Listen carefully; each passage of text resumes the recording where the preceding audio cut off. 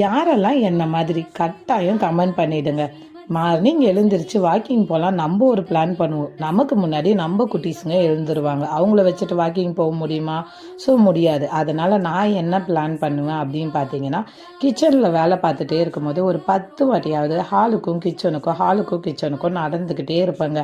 அப்படியாவது எனக்கு எதனா ஹெல்த்தாக பெனிஃபிட் கிடைக்கும் அப்படின்னு சொல்லிட்டு ஒரே ஒரு நம்பிக்கை தான்.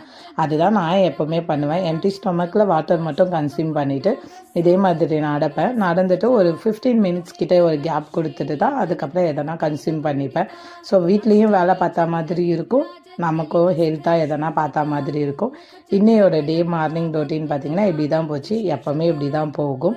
அதுக்கப்புறம் பூஜை வேலையெல்லாம் முடிச்சுட்டு பூஜைலாம் பண்ணியிருந்தோம்.